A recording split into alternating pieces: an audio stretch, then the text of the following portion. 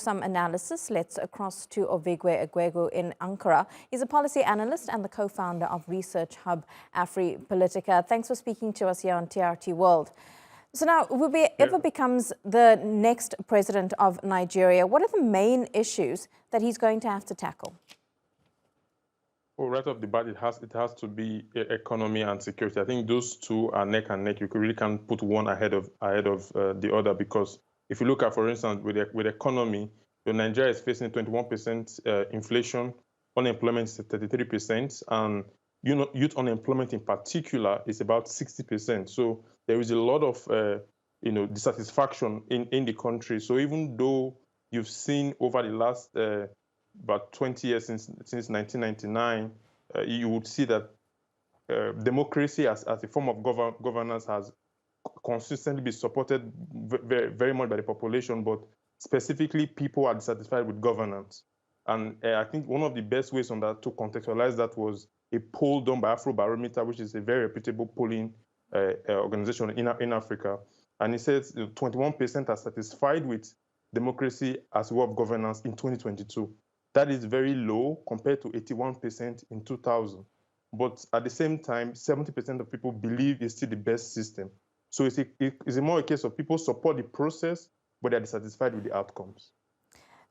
Well, when we talk about youth unemployment being at about 60%, one of the candidates who has really seemed to hit the mark with youth, at least on social media, is the Labour Party's Peter Obi. But can this support from the youth that we see play out in social media and on the internet, can that really translate into a presidential win?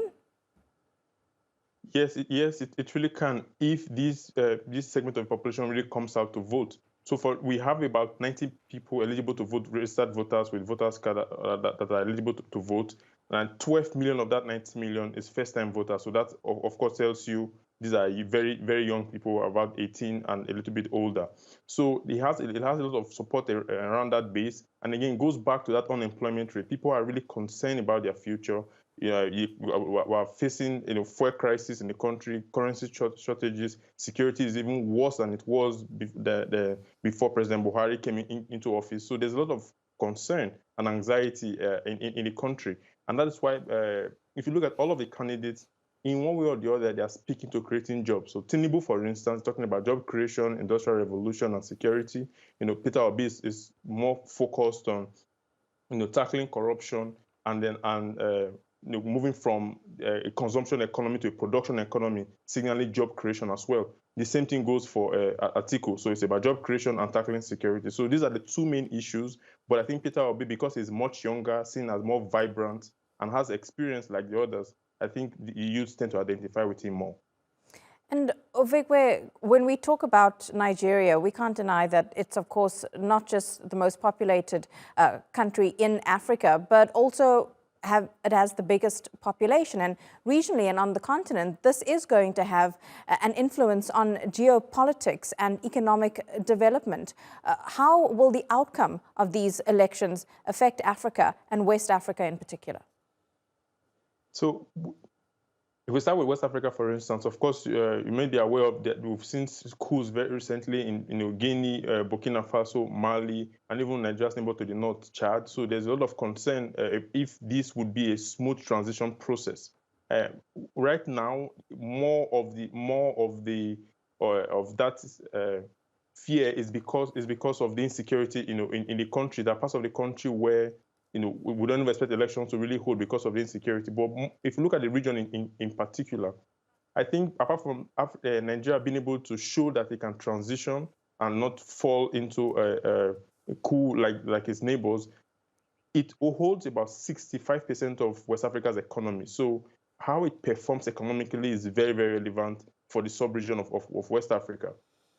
And also on the security dynamics as well. If you know, there is a part of Nigeria's southern coast called the Gulf of Guinea where a lot of piracy issues, and it's very disruptive to regional trade. And we need a government that will be able to come into office, continue on efforts built by the previous administration to ensure that piracy is stamped out of the Gulf of Guinea, and then trade in the region is also continues unhindered. So it's a issue of security, issue of economics, but also the political weight that Nigeria holds in the continent. And that's why people are expecting and hoping that this is a smooth transition process. Ovigwe, very quickly, who do you think is going to win this election? It is really hard to say because it has been a two-horse race for many years, but this is the first time I've seen a three-horse race, and it is very, very challenging at this point to put a finger on any one particular candidate.